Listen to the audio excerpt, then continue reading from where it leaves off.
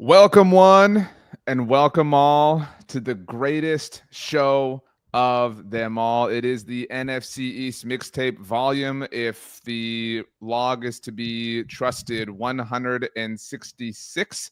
He is Brandon Lee Gowton from Bleeding Green Nation. I am Ochoa from Blog and the Boys, and we are back on a permanent basis in a specific format. BLG, happy Tuesday, September 2nd. We are currently live on both the Bleeding Green Nation and Blogging the Boys YouTube channels, where this show will live every week as it used to in the past, exclusively on YouTube. That's the kind of middle ground we've had to reach, but it's good to be back in the driver's seat alongside you every single week for this stupid thing that you and I made careers out of.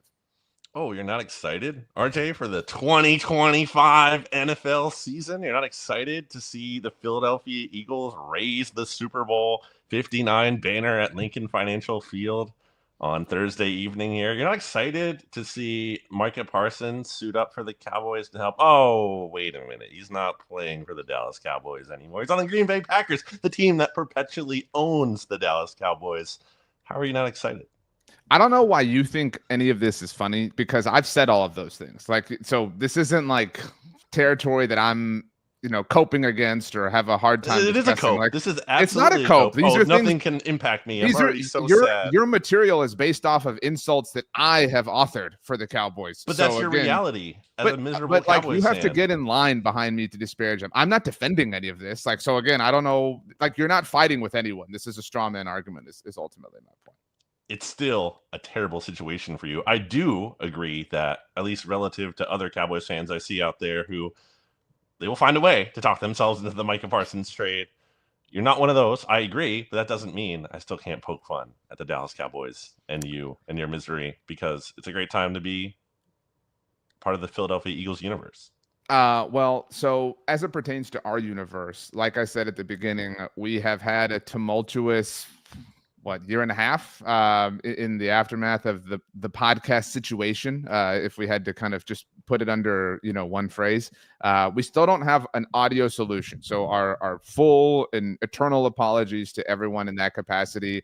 We understand there are people who like to listen. You have your habits and your practices and your routines and your rhythms, and you enjoy the mixtape in that way.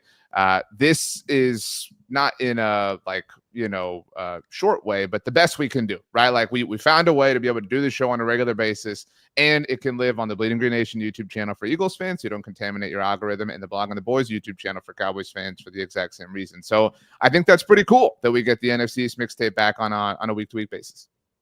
Yeah, not ideal, and pretty ridiculous. Great way to sell what we're doing, by the way. Yeah, this isn't ideal, so good job by you. I mean, that's the reality. Just like the Cowboys' reality is miserable, the reality here is that we don't have the perfect solution that we want. I just want to say, RJ, to listeners, this isn't what we want for the people, but we are trying to do the best. Yeah, sure. In our yeah, but not everyone sees every episode, and some people might see it for after a long time and be like, well, because I see the comments every time, well, why don't you guys just do this like you used to? It's well, we can't do it exactly how we used to, but that's okay, because we will still be doing the next best thing. So for anyone who is new around here, the NFC East Mixtape was born in 2021, and every week you and I go through the state of the division during the regular season, obviously, and the playoffs, if that isn't obvious. We go in divisional standing, so we'll obviously go in last year's divisional standing. The Eagles are reigning Super Bowl champions. This year they happen to be playing the Cowboys, so even though the Cowboys finished third, we'll somewhat effectively get to them second. Then we'll touch on Washington. We'll touch on New York. We've only got 3 games to get to because of actually 2 games. We've got 2 double NFC East games, obviously. So any other news notes to get out before we start talking about Cowboys Eagles, because that's the biggest thing going on right now? I mean, I think people want to hear your reaction. Obviously the Cowboys fans have heard it at Blogging the Boys, but the Philadelphia Eagles fans have not heard it as much, and we already alluded to it. So, I mean, that's the biggest storyline entering week 1. So just because this show is unique and sometimes we have to kind of address things that have been addressed on each individual side. Obviously, we've had an enormous amount of Micah content across the Blog and the Boys universe. I do think there are some people who have, you and I were streaming this live, by the way, on Tuesday, right after Micah's agent went on First Take, to kind of have his day in public court, which, the Cowboys certainly did. They held a press conference last Thursday evening after the trade. I think that some people were annoyed by Micah. I'm in no way like sharing this as my opinion, just the kind of lay of the land. And some people, I think ultimately everyone is glad it's over. That there is some finality to it. This has, I don't think this is a shock, been incredibly exhausting, especially because of the way the Dak Prescott negotiations went and the CeeDee Lamb negotiations went and many negotiations before that. These are not philosophies that we share with the front office, if that isn't obvious. I don't think anybody thought the Cowboys would actually do it. I think that's part of if there is any shock or awe. I think people are excited about the draft, which is a crazy thing to say the week of week 1. But I think there is definitely a sector of, oh man, he lied, the back injury, he was, how can you do this and blah, blah, blah. I think you can, as we always say, multiple things can be true. So you can feel a lot of things at once. It can totally be true that the Cowboys bungled this from the perspective of not getting it done in March or any point of 2024. Obviously not getting it done in March of this year. The semantics or whatever of involving the agent, not involving the agent are just exhausting at this point. I've lost the ability to care about it. And it sucks that he's gone. I don't think there's any doubt about that. I think anybody pretending like, oh, he fades in big games, this was his career resume in the playoffs, is being silly or whatever. They're a worse team. And what has become my biggest annoyance is like taking what anybody says at full face value in this circumstance, whether that's, oh, he had a back injury and look, he's out there in his first practice, he looks totally fine. We're all adults here. Like we can all just admit what it was. And then people being like, well, why would the Cowboys trade Micah to improve their run defense? Again, they did something insane. They have to say something. This is what they're offering. Like, we can all understand what's happening here without, leaning on the like full truth of every word that comes out of anyone's mouth, either side of the equation. So if it isn't obvious, I've used that expression several times, we're pretty tired of it. It is kind of nice to get to an actual game for the first time in what feels like forever. This is finally about football. And it will feel good to just see football, even if the Cowboys lose on Thursday. The run defense thing is especially. By the way, nice shirt there. The in San Antonio Spurs. What do they call? What do the Spurs call that color scheme? The Fiesta colors. Yeah, the Fiesta is an actual event in the city of San Antonio, and so it's intricately tied to the culture of the city. I went to the mall this weekend, and I was looking at like a lid store, not a sponsor, but and I was looking at all the different hats, and they had some Fiesta Spurs hats, but like the whole base of the hat was that teal kind of color. I wanted to see one that was black because my dad used to have one of those. He went to San Antonio on a work trip back like years and years ago that he got that I really liked because they had a black hat and then the Fiesta Spurs kind of like an accent on it, which looked really cool. Anyway, did not see it there, but a good hat nonetheless. As it relates to Micah Parsons, the run defense thing is especially funny to me as like this big crux of why they traded him. And I know you're not buying into that, but I have seen that defended. And it's just like they wanted Micah Parsons on the team. They absolutely did. Like they were still talking to him, and that was the plan, was to have Micah Parsons on the team. The plan was not, we're going to fix the run defense by trading You're not Micah telling Parsons. us anything we don't know, to be clear. I just think it's insane that there's any defense of that. Anyway, the Cowboys trade a future Hall of Famer. I think the defense, like just looking at our lads right now and looking at this Dallas Cowboys defense, doing it even before the Micah Parsons trade, even factoring him in there, I'm looking at that defense and I'm like, there's kind of some big question marks here. There's some things that like, I don't know about that defense. You get rid of him and now it's like, I really don't know about that defense there. I mean, Kenny Clark, an amazing player, truly, to help, really two things, just bolster this unit. Quickly, and again, to tell you that like our thoughts are aligned here. So there are a lot of Cowboys fans that are effectively, of the mindset that Micah's a loser and I don't want him anywhere near my team. And I trust that the Cowboys moved on from him. Like that's the take. And so like I've quote tweeted a lot of these in the last few days. It's like, okay, well then do you think they're stupid for wanting to pay him? Like, Right. like if he's so bad, if he's so stupid, if this was so obvious, like Mm-hmm. why did they want to pay him? Do you Right. not trust them for that? So again, that's what I'm saying. Like we don't have to take the literalness of everything into full effect. But people would have more of a leg to stand on if that was like earlier in the offseason, right? That's if you were going to be like, this is what we want to do. And Yeah. I still think it's not a good decision, but you would actually have like, you'd be able to lean on that a little bit more if that timing had been different. If they had traded him in March, I would have absolutely killed them for it, to be very clear. And it's like I said with Dak last year. I know we weren't mixtaping, but what I said with Dak was if they had to come to terms on a day, like pick a day, like, and I have always used June 1st as my example, which is an actual NFL day. But like if they had told themselves, okay, if we don't have an agreement by whatever, June 1st, then we're just not going to do one. We're prepared to live with the consequences. And I would have killed them for that, but at least you like are making a decision and you have a full and concentrated plan, like trading Micah in March would have been, because it would have been a full. This reads obviously like a pure and total reaction. You can't tell us that there was all this foresight behind it. Right. And my last point was today on Tuesday, there was this huge, I mean, they called in all the top dudes for this. Don Van Natta, Seth Wickersham, Todd Archer, Rob Domofsky. Like it was like an Avengers level of ESPN insiders to put together this massive report of the like fallout between Micah and the Cowboys and what led to Green Bay. And in it, like within back-to-back sentences, the writing talks about how Kenny Clark was like an essential piece of this deal for the Cowboys. But like, say you believe it, like and I think Kenny Clark's a good football player. Like I don't mean for him to catch some strays and all this, but so it talks about how he had to be a part of the deal. Like it was absolutely essential. And then like the very next sentence says, part of what the Cowboys view as a benefit is he has no guaranteed money left, so they can cut him next year if they want. Right. So it's like, well, wait, like we have to have him. Yeah, like this is super like an absolute must-have quality. But you're told like, you also want the escape, route of next year if it sucks or whatever. So I think that's one of the most concerning parts of the deal for the Cowboys is the fact that like basically by Jerry Jones' own admission and the Cowboys talking about like how much they value a win now kind of defensive tackle, it kind of tells you they weren't like taking the best offer or weren't like worried about necessarily the best overall offer as much as they were worried about this very specific offer that was good, but also fit within this artificial confines of needing a defensive tackle, a 30-year-old defensive tackle coming off a down year. Like that is insane to me. I want to pull this up. So this, I found the just so you can see, like, and people can see, I'm not like paraphrasing. I found the Kenny Clark bit that I was talking about. So this is from the article that ESPN dropped on Tuesday.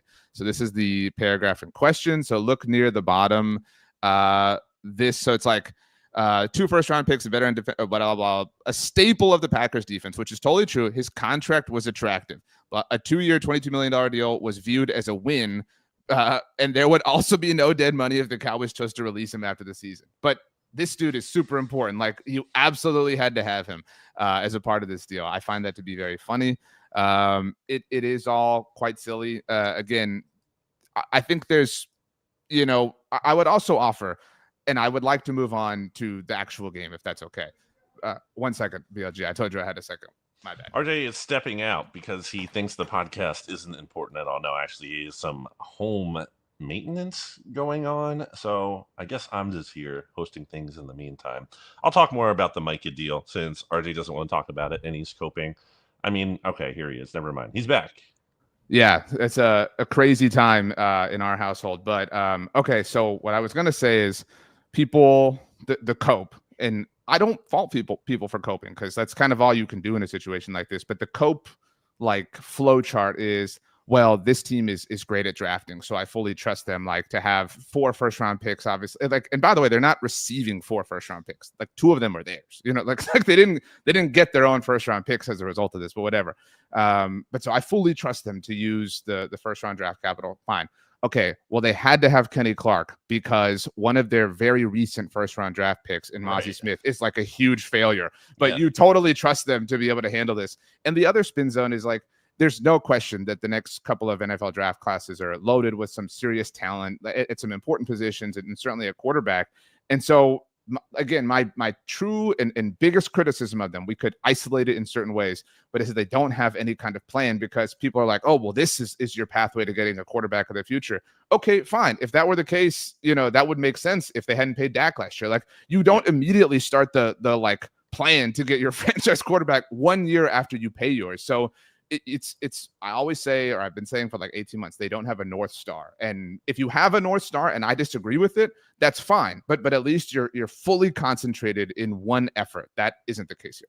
Also, on the first round picks, you're betting against a team that is very much like a lot of reason to believe they're on the upswing. You're not betting on a team, like let's say like the Celtics and the Nets did back when, the Celtics are trading KG and Paul Pierce to this or like Nets team. Or like the Eagles when they made the trade with the Saints. It wasn't as much draft capital. You're betting on these teams like that might fall apart or shaky quarterback situations. The Packers are literally the youngest team in the NFL. They've made like the playoffs multiple years in a row. There's every reason to believe, and things can get weird. Maybe Jordan Love gets hurt and they totally have a disaster season. Or maybe they just suck. Like right. maybe It's possible. Like, yeah. Division's tough. There's Right. things. Okay, I'm not saying it's impossible, but more likely than not, those picks are going to probably be in the 20s, if not later. So that's another thing where I just think like it's a weak return.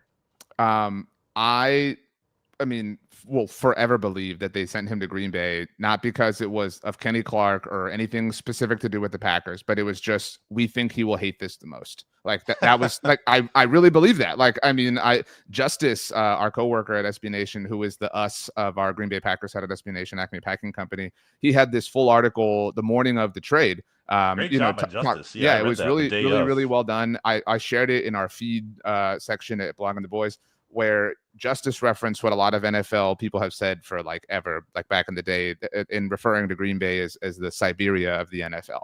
And I fully believe that the Cowboys wanted to just banish Micah, that this was not about the best offer or whatever. I mean, how many times, like legitimately, do you see an NFL team trade a player of this caliber to a team who they face not only that season, but in a month? Like they face him in a month. They face him on September 20th. Has historically owned them. Has ended their season multiple times within recent years in like high profile fashion. There's nothing to believe, in my opinion, that this was anything to do with like, this is the offer that made the most sense, especially because if you were going to even lean on the Kenny Clark of it all, the fact that they're like, oh, well, we could cut him next year if we really want to, like immediately disputes that. So I fully believe it was about pettiness. I fully believe, and I think I don't like saying that you have a right to feel petty. I think the Cowboys had a right to feel scorned on some level. Like I'm in no way saying that Micah and his representation hold zero fault here. I think the pattern of behavior from the Cowboys for a very long time, and certainly the pattern of behavior over this entire negotiation, works against them. So I place the significant majority of blame at their feet, not all of it. But so I understand them feeling petty on some level, but this was a disaster. Like, again, if you do this in March, it's still a disaster, but it's a logical disaster. And so right now there's no logic behind it. And everyone is anxious to watch you, be offered as a sacrifice to memedom on Thursday night in Philadelphia. And speaking of week one, Eagles Cowboys, comment here. It's a pro segue from me, by the way. That I can't highlight this, but you can in the chat here from Christopher Manley, who talked about when the Cowboys were scheduled as week one against the Eagles. He immediately thought of me, who had asked for this. We had talked about that when the schedule came out, and we've been saying this, and we've been on the same page with this for years. It's like, why aren't we getting week one Eagles Cowboys, especially when Jalen or Dak, one of them, if not both of them, are hurt in a game? It's like, let's give this matchup the best chance where quarterbacks are healthy. Thankfully, Jalen, Dak stayed healthy in training camp, and we will get to see that. We rarely do, it feels like, given the frequency of these matchups each year. So excited for that. Where do you want to start about this game? So I want to start with the betting lines. So first of all, Cowboys and Eagles have met 4 times in week one. This means nothing. It's kind of like nobody's won the NFC East in back-to-back years in 20 years thing. That means nothing, but it's just interesting. It's more than nothing. Well, that's what I'm saying. This is more than nothing in a non-zero sense, but it's like the bare minimum definition of that. So they've met in week one 4 times. Cowboys have won 3 of those games. Again, last instance was forever ago. So I'm not like, oh, watch out. Right? It's been 25 years. Right. Yeah. And as we had mentioned in the past, like it had been forever since they had even played one another in September. I know they played that Monday Night Football game in 2021, pretty early, but like these matchups had always, both of them had been later in the season, and a lot of times week 17 or 18 that were meaningless. But so for the longest time, Dallas was a 6.5 point underdog. Like from the moment the schedule dropped, it would fluctuate kind of half a point here or there as money was moving or whatever.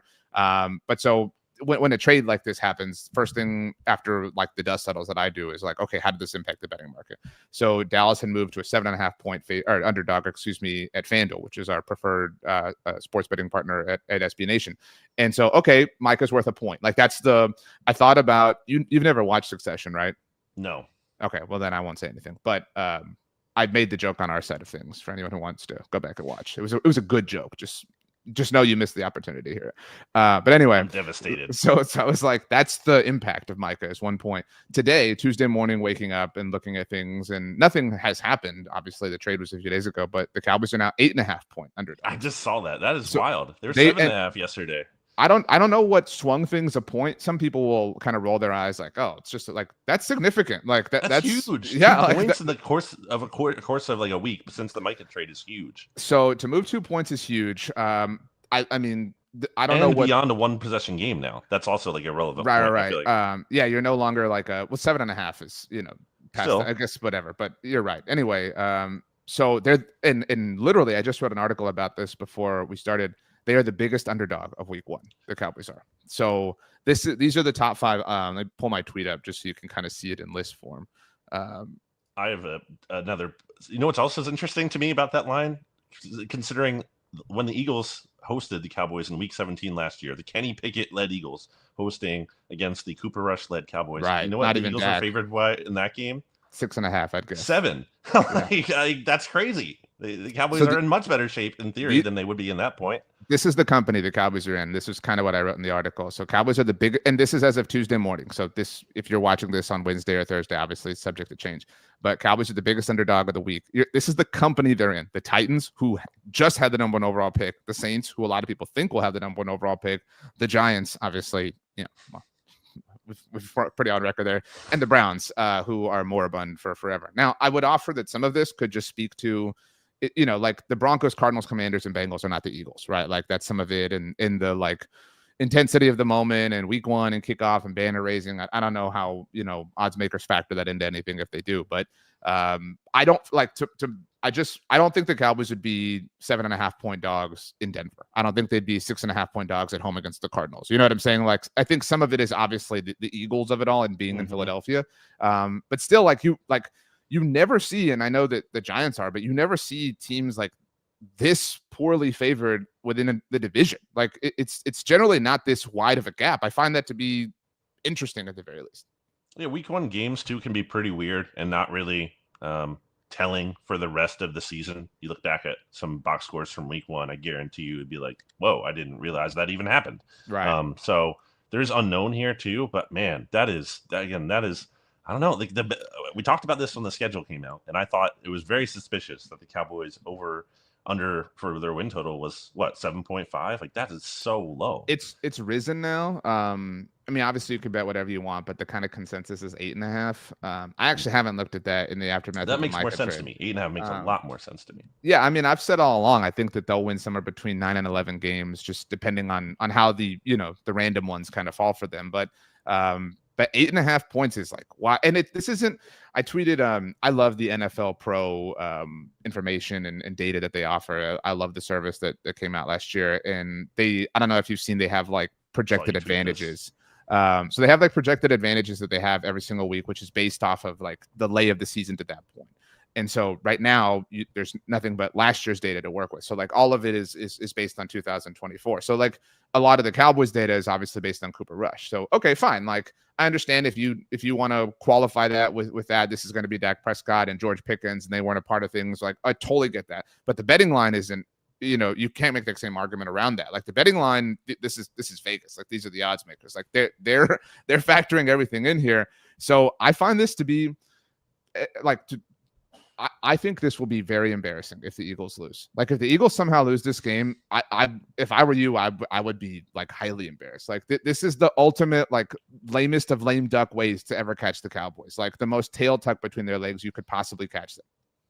Yeah, it would be concerning from a standpoint too of like all the messaging since training camp began has been like the 2024 Eagles were amazing, but we're a different team now. And basically, a lot of players not even wanting to talk about last year. Jalen Hurts not even putting the Super Bowl ring on at any point, just holding it in the box. He's so locked in, baby. Yeah, it would be pretty disappointing if this team came out flat in a game where the crowd should be going crazy, obviously, with the Super Bowl stuff beforehand.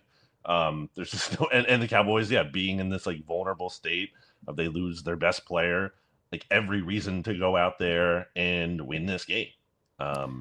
If it's close, weird things happen, miss field goal or something, sure. But like, yeah, if you're not, but it shouldn't be close is the point. Like when you're 8.5 point favorites like that, you should go out there. And the talent on this roster is just better than the talent on the Cowboys roster. You're 8.5-point favorites. You're at home. You're literally raising a Super Bowl banner and your second Super Bowl banner. So now it's no longer like, oh, we just like caught lightning in a bottle. Like you're established. You're catching your division rival a literal week after trading the best player on their team to their daddy. You know what I mean? You're facing a first-time head coach who's calling the plays, on offense for the first time in forever. A head coach who you personally have criticized on and on and on and on and on and on.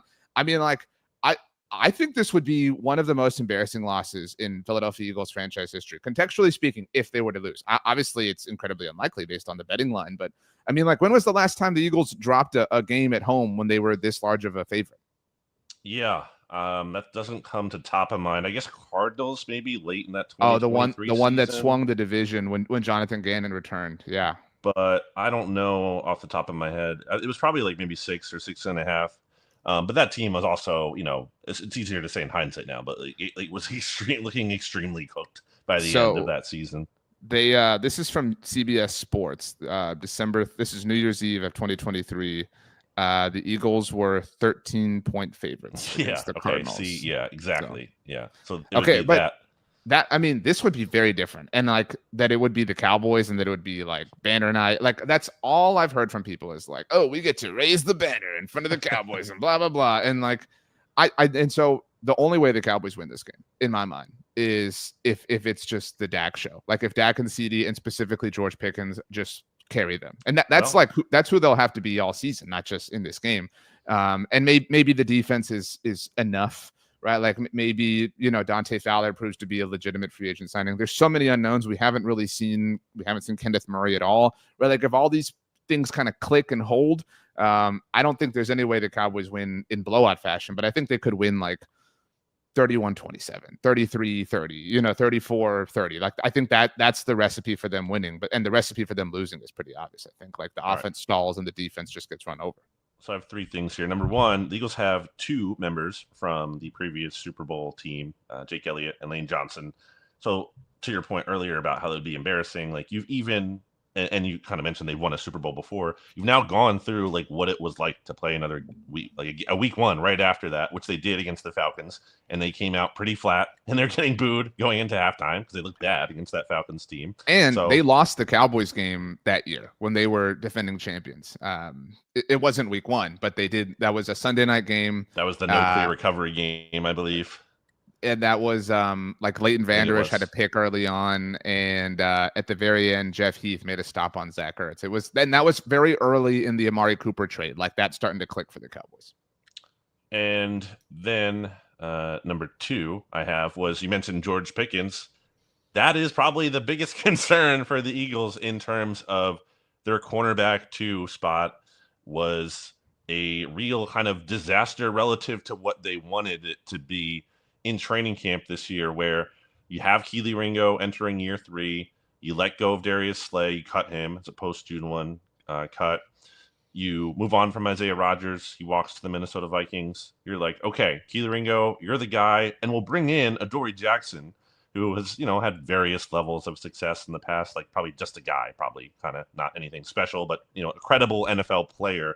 Like that is the bar for you to clear, Kelee Ringo. Just be better than him. It's not that high of a bar. That's all you have to do. Kelee Ringo did not clear that bar. And instead, he's now demoted out of the competition, I would say, entirely. And it'll probably be Adoree Jackson. Adoree Jackson was not a total disaster this summer, but I think one thing that stuck out was how much he doesn't trust his speed anymore and how soft he was always playing, which, hey, if you're not getting beat over the top, there's something to be said for that. But if you're just giving up easy completions underneath all game long, well, then that's an issue. And I think the Cowboys might be able to take advantage of that. So there is that as well. And the third thing I'm probably going to forget about, so I need to start talking while I think of that. I mean, I think that the Eagles secondary has, like, if there's been one constant, if you will, in the Dak era, it's been Eagles secondary issues against Cowboys star wide receiver issues. Like early on, it was Amari Cooper, forever, like just, and the Eagles getting toasted. And then there was a little bit of stability, I would suppose, in the secondary for Philly. And Darius Slay was kind of the highest point of that, despite everyone's criticism. In fact, I mean, it was our purview that the Eagles partly traded for Darius Slay because he had success against Amari Cooper specifically, right? Like, and people act like that's like a rent-free thing. That makes sense. Like, that makes sense to be like, well, we play this.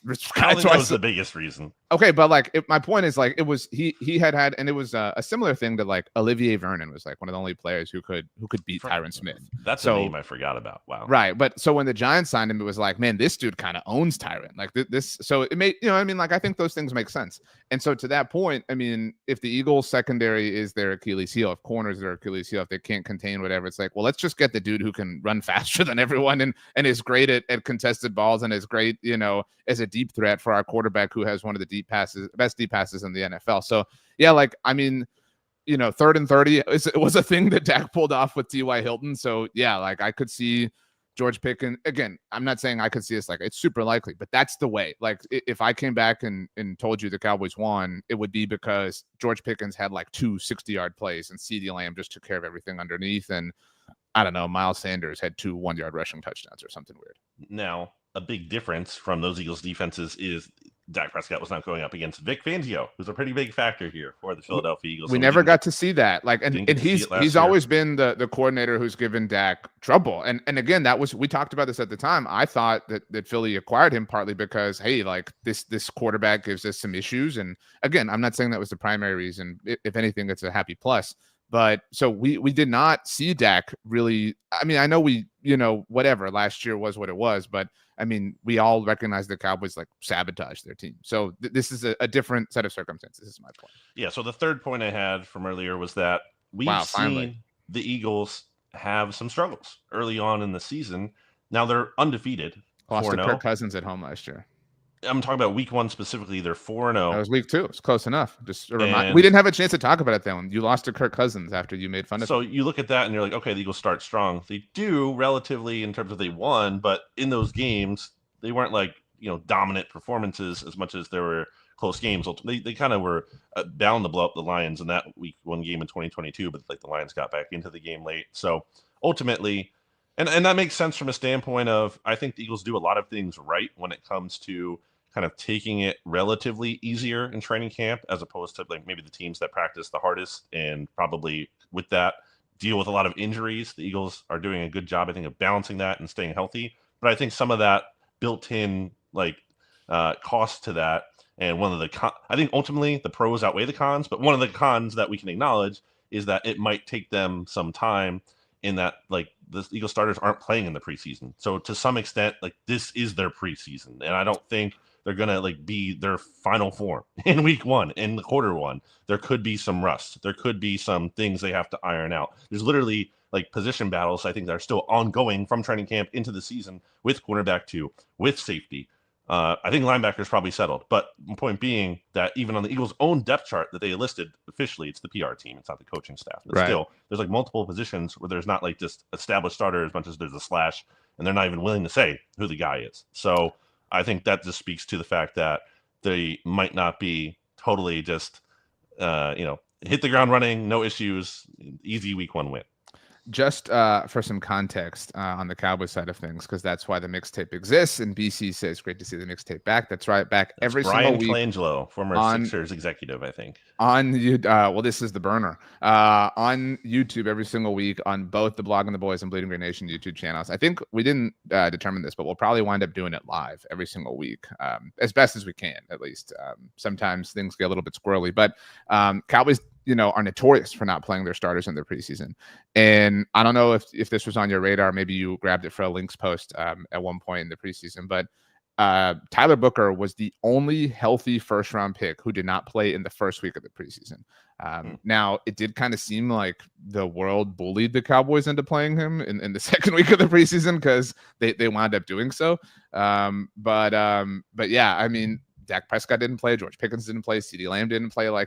And I don't think that we learned a lot about Brian Schottenheimer as an offensive play caller. Some of it was they were clearly also experimenting isn't the right word, but toying with Joe Milton, trying to figure things out with him as a backup and trying to, help shape and mold him, whatever. So there's a lot of unknown. I mean, beyond what you're saying, I think it's equal in terms of not a lot of time or playing time in the preseason for Cowboy starters.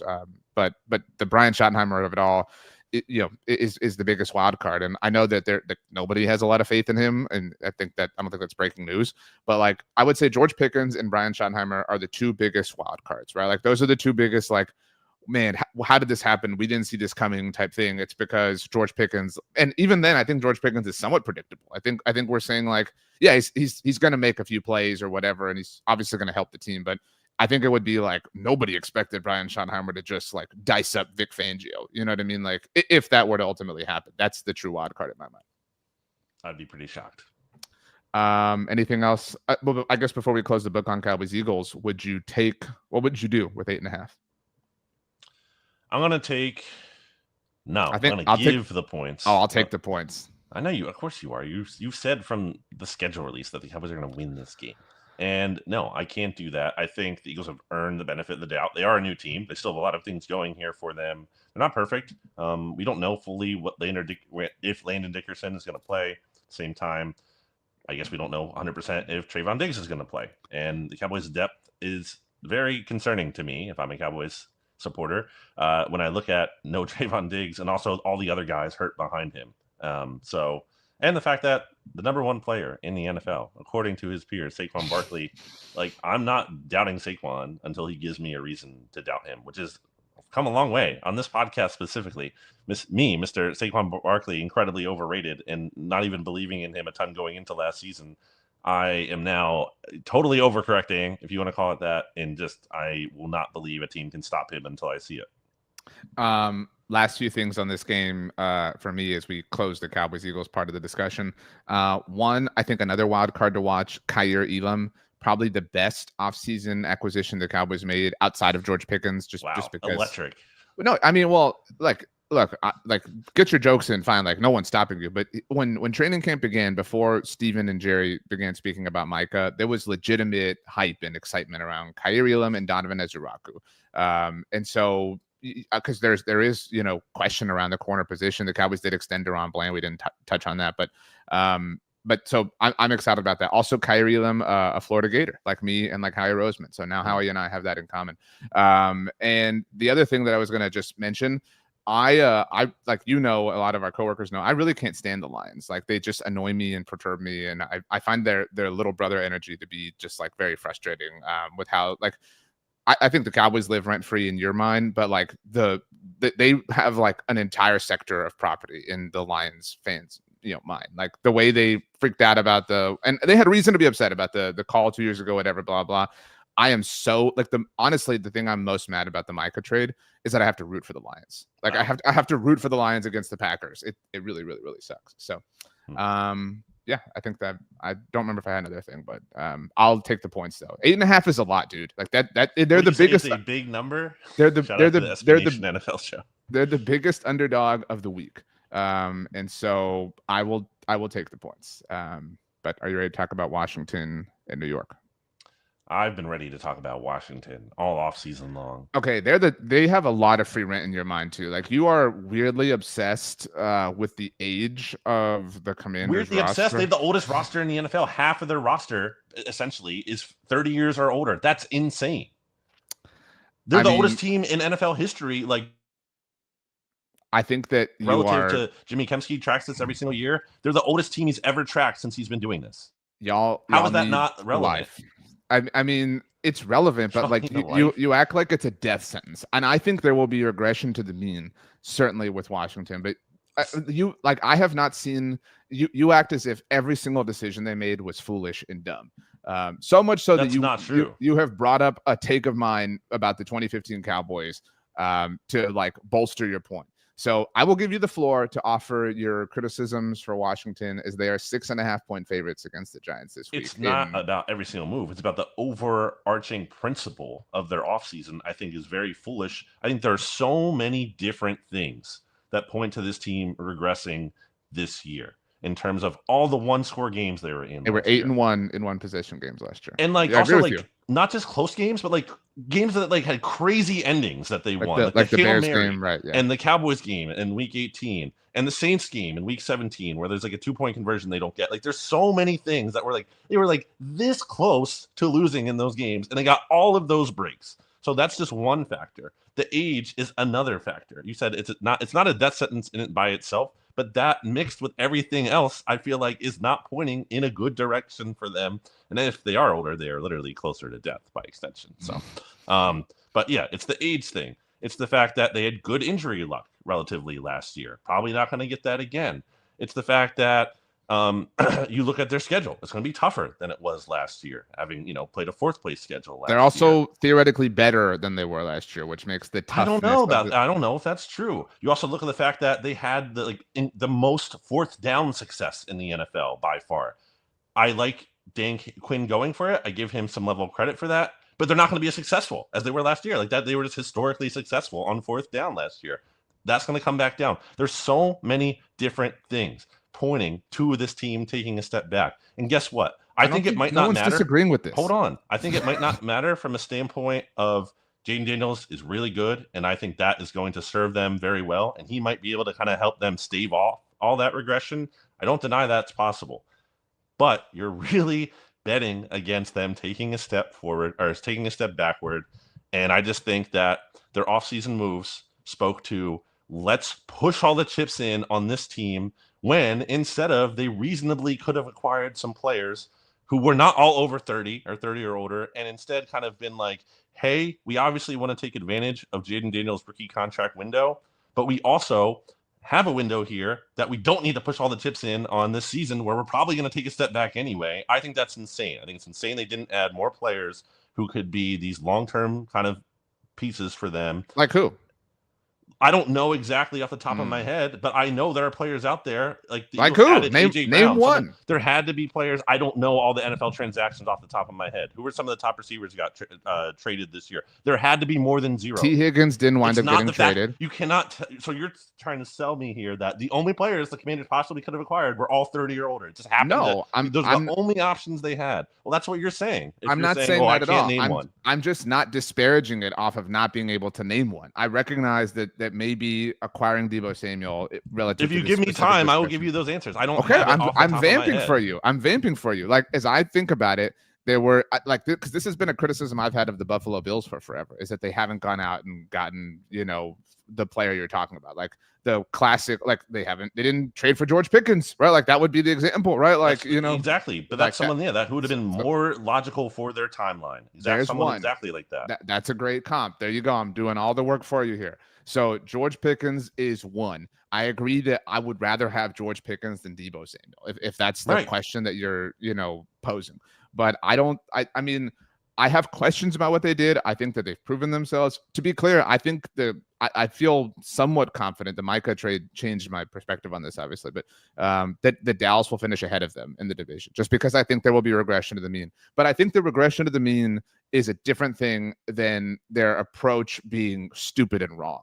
I think that they are in you cannot evaluate them in the way you do a team who lands in a rookie quarterback contract window, because they have new ownership. Like, dude, like they have just learned how to swim. You know what I mean? Like they may be like doing this super awkward and waving their arms all over, but like they're like in the water and it feels amazing to them for the first time. So they're going wild, they're going crazy. Like, I feel like you're coming down a little bit from Mount Pius, saying like, you don't deserve to be happy and to feel joy and to try. You should have to try this exact specific type of way. I think they should be trying in a way that helps like not sacrifice their future. But we don't know that they didn't do that. They preferred, you know, like the argument, just because they acquired Deebo Samuel over George Pickens, to use the example in hand, doesn't mean they preferred Deebo Samuel to George Pickens. Maybe it means that George Pickens wasn't available to them. Like, there are a lot of permutations. BS line.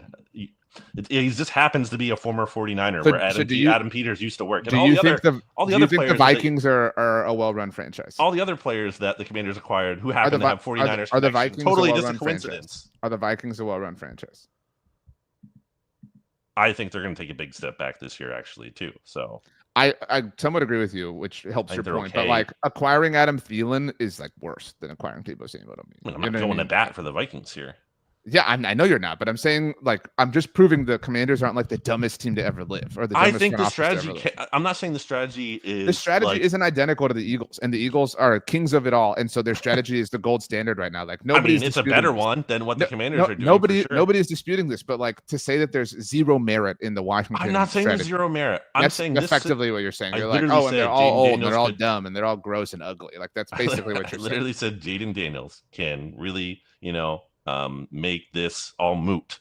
But and also I think there's obviously, again, if we make pros and cons, you can put in the pro column that the Commanders have a lot of experienced players. Maybe that experience is valuable. Having the youngest roster isn't necessarily the best thing if you have a bunch of guys who like aren't ready to play and aren't talented. And having the oldest roster isn't necessarily the worst thing on its own if those guys are good. But I think that you're counting on all those guys to be good and not accounting for the regression and the fact that there's more likely that it's all about percentages. And I think they kind of just decrease their percentages of having a long-term successful runway here. And oh, by the way, they only 5 picks in the draft next year. So if things do go wrong, then whoops, it's not like you have a lot of ammo to, really fix this thing moving forward. Okay, but if things go wrong, creative general managers, we say this all the time, find alternative ways to think their way out of it, right? Like, and that makes it more difficult. That makes it certainly, but I mean, my point is like we cannot judge the totality of it all based on an off season. That being said, they are laying 6.5 points at home against a Giants team that is really, I think, going to be gross. Like a Giants team gave them a run for their money in both games last year. Like, okay. That's like been a thing. Weirdly, the Giants, like of any team that they play competitive against in the division, it is the Commanders for some reason. I don't know why, but for some reason they have some level of success. I'm gonna take the Giants. I mean, come on, just for the Russell Wilson of it all. How could I not? I'm gonna take the points there. I don't have the energy right now to do the Russell Wilson thing. It's I didn't ask you to do it. Okay, I mean, you kind of hinted at it, so I meant like Russ is our boy. And I'm going to take, and the fact that I'm going in so hard against the Commanders, I like the Commanders to win the game, but I think the Giants will scrap it up. The Giants have, and maybe this is a good transition to get to them. Giants have some shockingly like positive vibes going on. I mean, again, like I think the Commanders are great. Like, not that the Giants changed ownership, but like once you start turning the ship around, like once you're not heading due south anymore, like everything feels great. You know what I mean? Because you're just you're closer to sunrise, you know what I mean? And so the Giants are there. I mean, in that sense, like they're still a long ways off, but I think everyone's really excited for the Jackson Dart era to begin. I think, and it's kind of weird because you're right. I think there are positive vibes, but like if you're a Giants fan, you're like, this is really cool, but I also need you to suck enough so that you can get to Jackson Dart so we can start that clock. Cause I don't want to just waste time with Russell Wilson or anything like that. I don't think that will be a problem for them when you look at their schedule this year. I think that's that time will be coming. But if it doesn't get there, that means Russell Wilson's playing well. And that's not the worst. That's not good for them in the long term. It doesn't help them.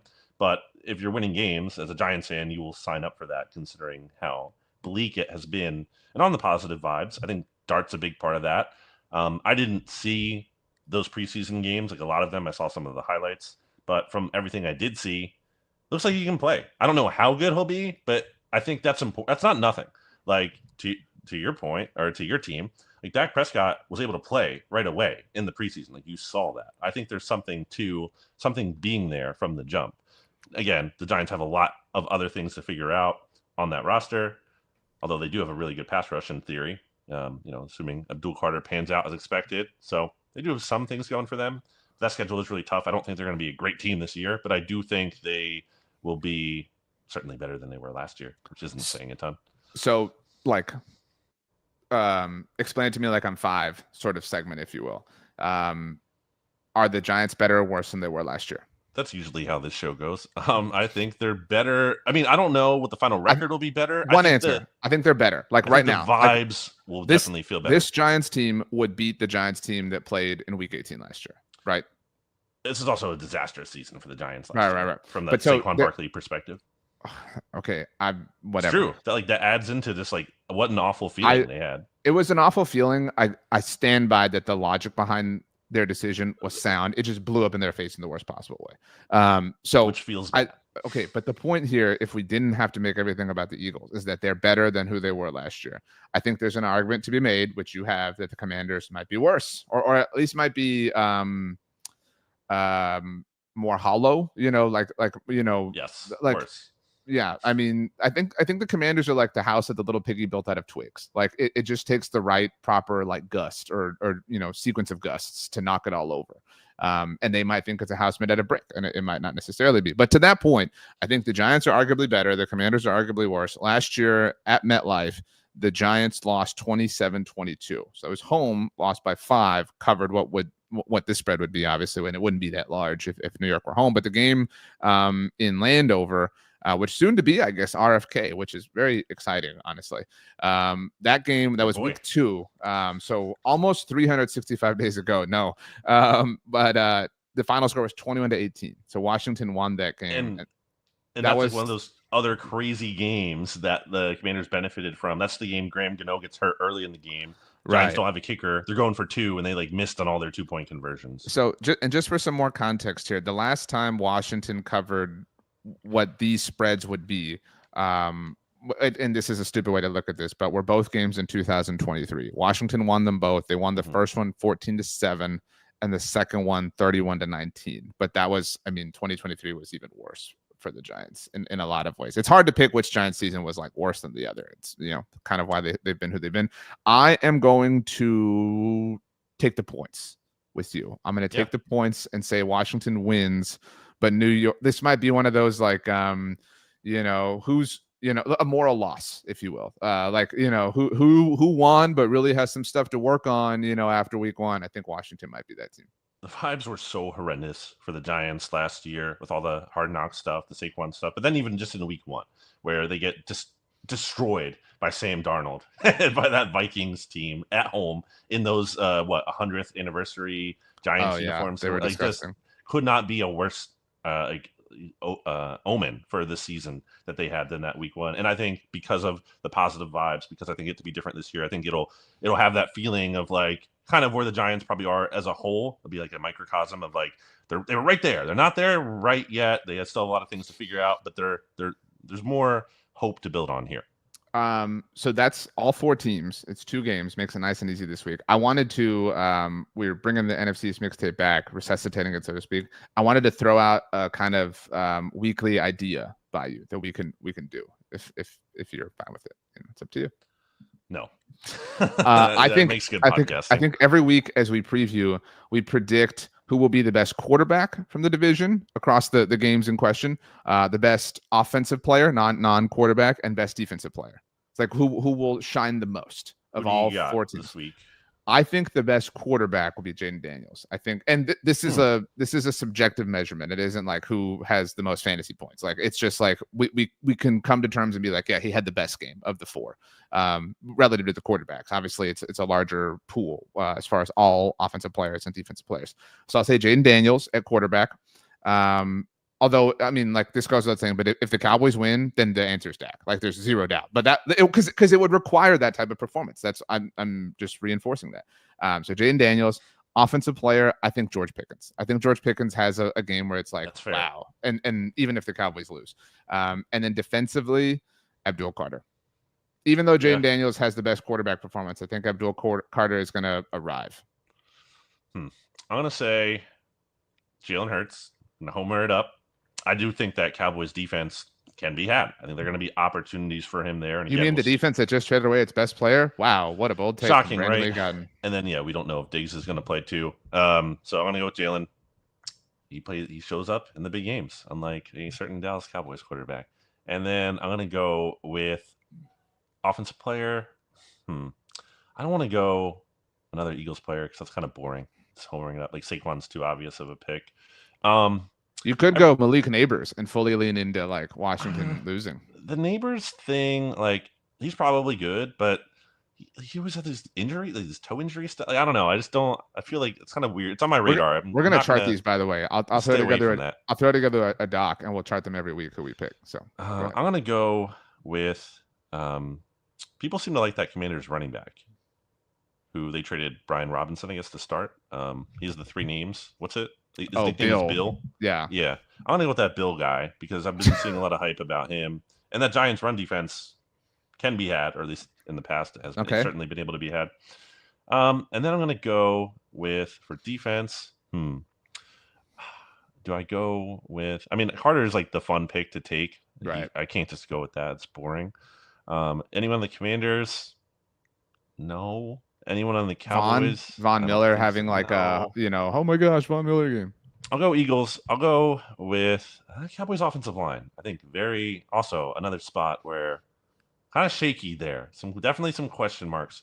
So I'm gonna go with. You would think I'd say Jalen Carter because Jalen Carter is pretty incredible. I'm gonna go with the guy who I saw look awesome in training camp this year and has been getting buzzed as the Milton Williams replacement, Moro Ojomo. He is going to be a factor on Thursday night. I just want this on the record. I've said it to people, but I don't think I've said it in a recorded place. The funniest possible outcome for me and for the Cowboys, and this would do so much long-term damage, but it would be really funny for the moment at least, would be if the Cowboys win, however that happens. But like Donovan Ezuraku, their second-round pick, has like 2 sacks. I like all this wish casting you're doing. Well, no, but like it would suck because it would just like feed that what they did was right. You know what I'm saying? But the theater of Jerry's first appearance would be incredible. I mean, it would be like an amazing 10 minutes, and then the long lasting damage that they would permanently have done to the franchise would almost not be worth it. You can envision this being on Twitter after the Packers game where Micah doesn't get a sack. It'll be like, oh, dude, Donovan Ezuraku sacks 2, Micah Parsons sacks 0. That is something I've already said. Like, that will be crazy. And then you could see like by, I don't know, like maybe right after, like say it went somewhat well for Dallas early on and they beat the Packers in the first game, which is week 4. And then like when that tweet goes out, then like Micah quote tweeting it and being like, y'all are, whatever, like, and then it just turning into this whole like feud or whatever. So let's hope that that's a problem that I have to deal with. We'll see. Let's get to the songs. That's something we do here. Let's remind everyone what that is, Brandon. Can you do that, please? Yeah. So in addition to the podcast being called the NFC East Mixtape, which by the way, you didn't fix the stream title, which says Cowboys and Eagles week is here. No one sees that. That's just here. It's here for me where it says COWBOOYS. Anyway, I did fix that on my end for the Bleeding Your Nation YouTube. I guess you fixed that in what people can see. But I'm buying time anyway. Anyway, the NFC East Mixtape is also a playlist available both on Apple Music, which RJ controls, and then we have a loyal listener who controls the Spotify version, assuming they're still listening in here with us. Please let me know if you are, because a lot of people use that as well. Apple Music is the preferred choice of me. And not RJ. A sponsor, but just not a sponsor, just what we use. So we like to pick a song each week. And RJ, what is your song that you're adding to this playlist? So I saw 2 YouTube videos over the off season that I had never seen before, and that's a low amount of YouTube videos you're watching. Well, no, that's two that I'd never seen before, and one was very old, and another was somewhat new. It was a year old. Have you heard of Drumeo? Yeah, I saw you tweet about that. Yeah. I've watched a lot of their videos. I like the Stuart Copeland one. Drumeo is this like drummers YouTube channel. They have like instructional things, but they do this awesome thing where they'll take really awesome, amazing all-time drummers and they'll play a song for them that they've never heard, a drumless version of that song, and they just have to kind of fill it. And the song, it was 30 Seconds to Mars. The Kill was the song, and Chad Smith was the drummer in question from the Red Hot Chili Peppers, and I don't know how he had never heard the song. But he hadn't, and so they're playing it for him, and it was just masterful. I mean, like if you didn't know, like if all you heard was Chad Smith's version in this song, you would think it was the exact version that The Kill put out. I mean, or 30 Seconds to Mars put out. Mm-hmm. And it was, I've watched that video like 400 times. I mean, it's legitimately so inspiring. Just to see someone like that good at their craft is really inspiring to me. Yeah. So that was people who all that I've never been good at an instrument or anything or even really tried, but that does kind of blow my mind. So the other video I saw was Hayley Williams from Paramore singing "Still Into You," but like the video is just her vocals. It's like a video of her recording it, and so you don't hear the actual music, you just hear her. And her voice is, I mean, obviously, but her voice is like incredible. Like it's unbelievable. And the video was like 13 years old. It had like 400 million views, but I had just never seen it. And so I'm gonna go with "Still Into You" by Paramore because I watched that. Second or third Paramore. It is song. Our second, I believe. And Rachel, Yes. long live Rachel Prevet, long live Rob Statsguerra, long live Steven Serta. What song is this? I put "Still Into You" by Paramore. You just added it? No, yeah, Rachel put "Ain't It Fun." The first songs we ever added, I put "Stop" by the Spice Girls. This might be the first artist where we all, meaning like you, me, and Rachel, all added one, because I added "All I Wanted." Okay, yeah. So she added "Ain't It Fun," you added "All I Wanted," and I just added "Still Into You." Nice. But yeah, you're right. So Cool. that was the third song ever added. That's kind of funny. Like just our first trifecta here, unexpected. Yeah. So shout out to Paramore, shout out to Rachel, shout out to Chad Smith, shout out to Drumeo. Yeah, what's your song? Yeah, I'm gonna go with one by. You're gonna go with "The Kill"? No. So again, do we have a 30 minutes? I don't think we have a 30 seconds from our song on here. But I'm gonna go with a song that is featured in what is my humble opinion, the greatest Eagles hype video they've ever done, which is back in 2013. The song is just so good for a hype video. So when music here, even though they didn't do anything special that year, with the season ahead. Okay.